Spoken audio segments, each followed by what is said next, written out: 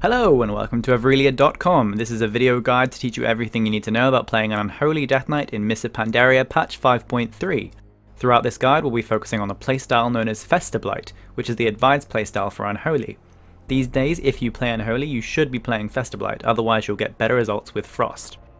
This guide will be very in-depth to teach you as much about the class as possible, but you can use the menu along the top of the screen to skip to the section of the guide that you want to see. This guide was created by FNX, who raids in Envy, one of the best guilds in the world. FNX has many top 10 passes on World of Logs and is one of the best Unholy Death Knights out there. If you want the chance to learn from him directly, visit Avrelia.com for more information. First, let's talk about your stat priorities as Unholy. For Unholy, your highest DPS gaining stat is your Strength. This massively increases the damage of your dots, which is critically important for the Festerblight playstyle. However, it's more important that you get both the hit and expertise caps. You need to get 2550 rating in each, which is equal to 7.5%. This is because a miss or a parry can cause massive losses in DPS when they do occur. Once you are capped on each of these stats, you don't need any more. After that, your next best stats are Haste, Crit, and Mastery in that order. There are no haste caps where you should stop getting more. When you're gemming for Unholy, you want to focus on getting your best stats while still going for socket bonuses. With that in mind, these are the best gems to use. In red slots, 160 strength, in yellow slots, 80 strength and 160 haste, and in blue slots, 80 strength and 160 hit, or 80 strength and 160 stamina. To explain, since strength is your best stat, you'll gem that in red sockets. In your yellows, you need to use a hybrid strength and haste gem in order to retain the socket bonuses, and in blues, you need to use a hybrid strength and hit gem. Once you get to the point where you're over the hit cap, even when fully reforged out of hit, then any additional hit from gems is useless. Therefore, in blue sockets, you'll use strength and stamina gems. Stamina doesn't give you any DPS increase, but the extra survivability is better than getting nothing at all from the extra hit. Socket bonuses are only worth it if they provide more than 60 strength, 120 crit, or 120 haste. Anything equal to that or lower, you should just use pure strength gems. These are the best enchants for Unholy. Also take note that the best professions for raiding are engineering and blacksmithing. Death Knights don't have any mandatory glyphs that directly increase DPS, but there are a few that provide additional utility and make life easier. Glyph of Anti-Magic Shell causes your Anti-Magic Shell to absorb all incoming magical damage instead of 75%, up to the absorption limit. Glyph of Pestilence will increase the radius of how far your pestilence will spread your dots. Glyph of Death Grip increases the range of Death Grip. This is very helpful on bosses like Horodon, Lei Shen and Ra-Den depending on how your guild is doing on each boss. These are the three glyphs you'll be using most often, but there are some situations where you may wish to use others. Some alternatives are Glyph of Dark Simulacrum. This enables you on Lei Shen Heroic to spell steal the unharnessed power adds that spawn from the bouncing balls, and Glyph of Shifting Presences can be useful if you need to mitigate some damage and you don't want to lose all of your runic power by shifting into Blood Presence. For minor glyphs you'll want to use the following. Glyph of Army of the Dead will make your Army of the Dead no longer taunt adds anymore, which is pretty much a requirement for any boss that has adds. Glyph of Tranquil Grip means your Death Grip will no longer taunt its target, so you can freely grip adds to interrupt or group up adds better on a boss like Horodon without getting aggro from the tanks. You can use any of these glyphs and it's very recommended that you change them from encounter to encounter based upon the needs of each fight. Talents in Mists of Pandaria are mostly situational choices. Here's a good default set of talents. In the first tier you can choose between either Rolling Blood or Unholy Blight. Plague Leech is not a viable talent for Unholy due to the Festerblight playstyle. You don't want to remove powerful dots from your target. The other two talents have use that varies from each fight. Broiling Blood is recommended for bosses that Festerblight doesn't work as well for, such as Megara, or fights with a small number of adds such as Ra-Den or Twin Consorts, allowing you to spread dots to both targets in phase 1 without having to Pestilence. You do have to be careful when using Unholy Blight because it will overwrite your dots with weaker versions if you use near a target that already has your dots on. In tier 2, you can choose between defensive cooldowns. Lichborn costs runic power, which means using it is a DPS loss, so avoid that. Anti-Magic Zone is an extremely powerful cooldown for bosses with heavy magic damage and is a powerful raid cooldown when stacked up, such as for soaking Static Shock on Lei Shen or the damage on Ra-Den. The last choice is Purgatory, which is a cheat death mechanic and should be the talent you use most often in this tier. In tier 3 we have two options, Death's Advance or Asphyxiate. Death's Advance is a DPS gain when switching targets, and more movement speed is inherently more useful. but you may use Asphyxiate for encounters where you need to stun adds, such as Council. In Tier 4 you should always pick Death Pact. This is because it has no resource cost and can be used at any time, since you always have a pet up. The other two talents are a DPS loss and should never be used. In Tier 5 you can decide how you regen your runes. As Unholy you should choose between Blood Pact and Runic Corruption. These talents are procced from Rune Strike, Death Coil, and Frost Strike, and increase your rune regeneration in different ways.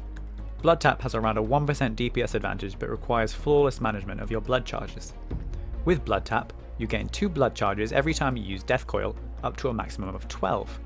You can consume 5 of these charges to reactivate a Death Rune. In a lot of cases you'll get better results with Runic Corruption, which is the one FNX prefers. Tier 6 is related to CC. In Throne of Thunder there are not any instances where you need to take Remorseless Winter or Desecrated Ground, but such occasions have arisen in the past and may in Siege of Orgrimmar. Gorefiend's Grasp is useful in more occasions and very important for encounters such as Lei Shen Heroic. For your trinkets as Unholy, you absolutely need to get Fabled Feather of Jikun, even if it's LFR level. It provides an incredible amount of AP for when you need to refresh your dots. For your second trinket, ideally you want to get Primordius Talisman of Rage, although the Talisman of the Shadowpan Assault is a viable alternative. Spark of Zandalar and Gaze of the Twins can be used, but they're not recommended. This is because Spark rarely lines up with Feather, and because the base strength on Gaze is too low.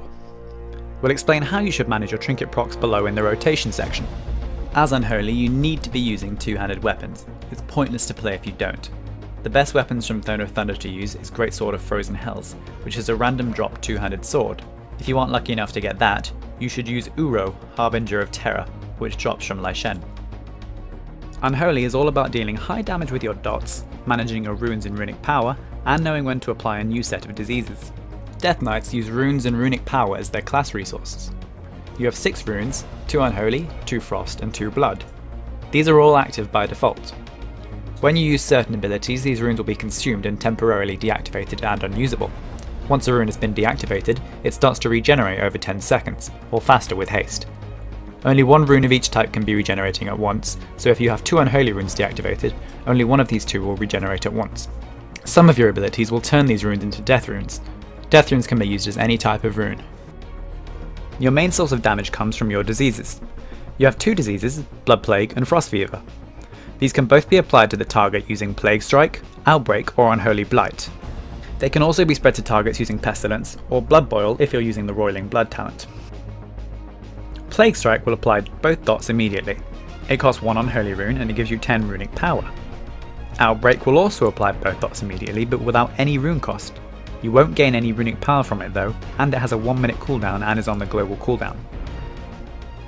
Unholy Blight is an aura that will follow us for 10 seconds. Any targets within 10 yards whilst you have this aura will be infected by both of your dots. Keep in mind that this will override any existing dot that you have on the target, so you should use it with care. You don't want to replace a set of already high attack power dots. The best way to use this is just as you pull the boss. The duration of the aura will run out before you get all your procs and need to apply the final set of diseases. You use Pestilence to spread your diseases to additional targets if you're not using the Roiling Blood talent. This will cost you 1 blood rune and will not return any runic power, but it's a lot easier to control. You can also spread diseases with Blood Boil if you have the Roiling Blood talent. This makes your Blood Boil spread diseases exactly like Pestilence. I'll go more into how this should be used later. Moving on to your core abilities, first is Scourge Strike. This is a melee attack that costs 1 Unholy rune, it returns 10 runic power, and does more damage if your diseases are on the target. Next we have Festering Strike. This costs 1 Blood rune and 1 Frost rune, and using it will extend the duration of your dots on the current target by 6 seconds. Soul Reaper is your execute spell and is also a dot. It costs 1 Unholy rune and returns 10 runic power, just like Scourge Strike. This replaces Scourge Strike in the execute phase. It does 100% weapon damage when you use it and leaves a 5-second dot on the enemy. If the enemy dies before it expires, you gain 50% haste for 5 seconds. For AoE you have 2 main abilities. Blood Boil costs 1 blood rune and returns 10 runic power, and deals shadow damage to all targets within 10 yards. If you have the Roiling Blood talent, it will also spread your dots. You also have Death and Decay, which is a targeted ground AoE effect that lasts for 10 seconds.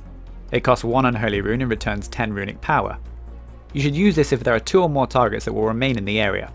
To consume runic power you use Death Coil, which is a ranged attack dealing shadow damage and granting you Shadow Infusion stacks.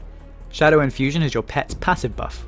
Each stack grants your pet 10% damage, stacking up to 5 times and lasting for 30 seconds each time you gain a stack. Once your pet reaches 5 stacks of Shadow Infusion, you're able to use the ability Dark Transformation.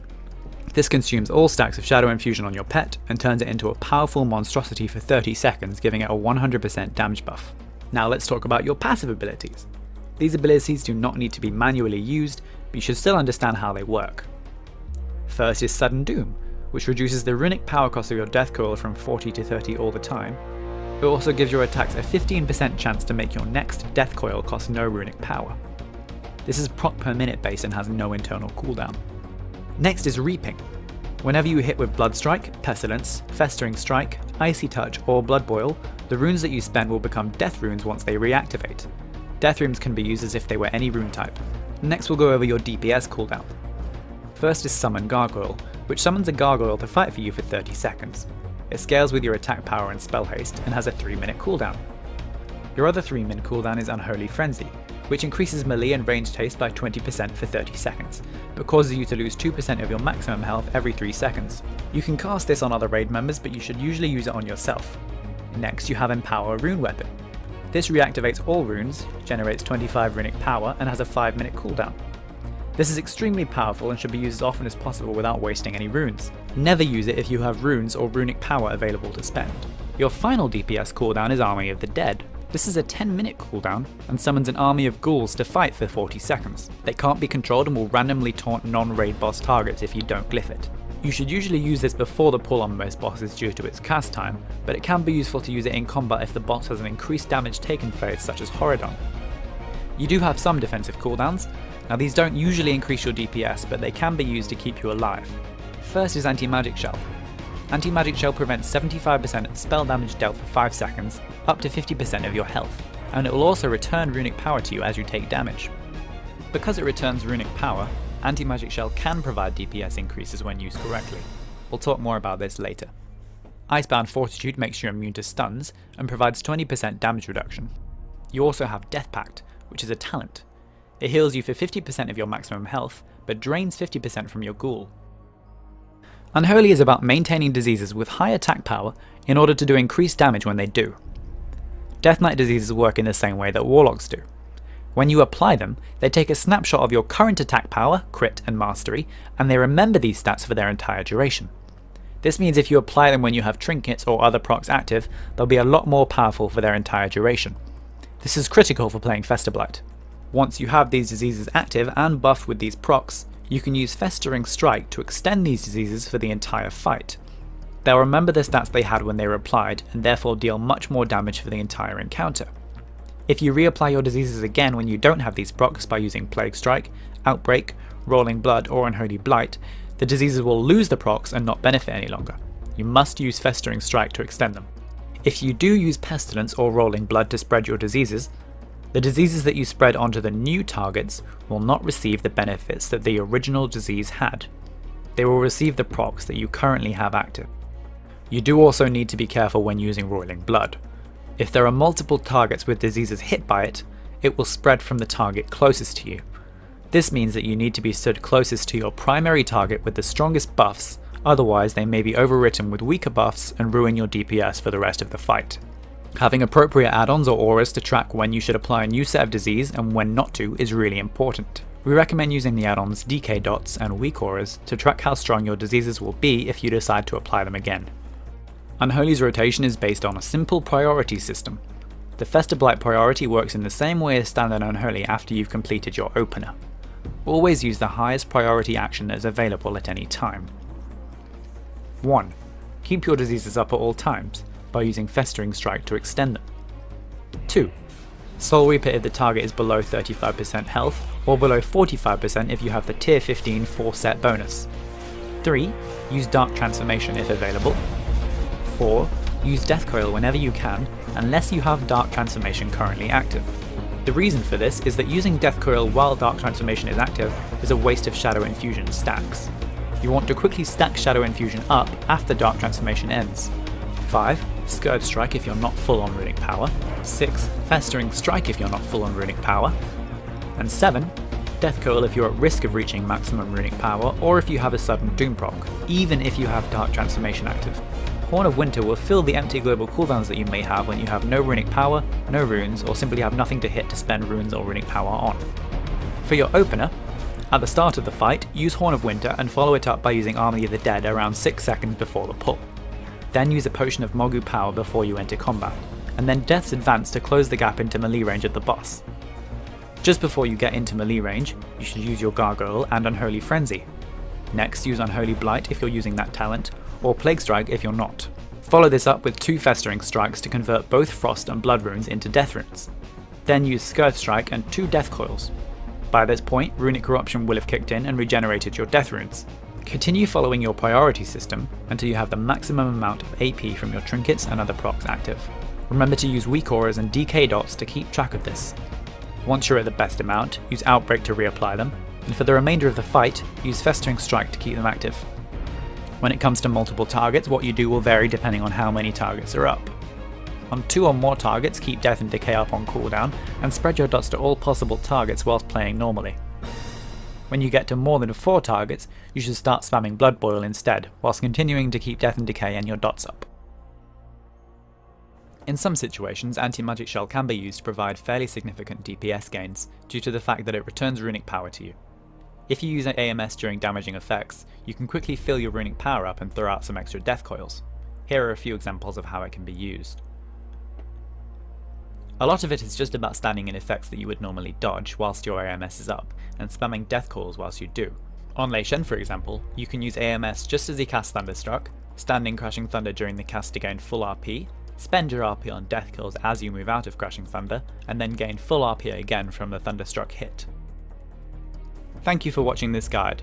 Please visit Avrelia.com or WarcraftAcademy.com for exceptional and up-to-date World of Warcraft guides, and for the chance to personally train with some of the best players in the world. If you like this guide, remember to rate, comment and subscribe.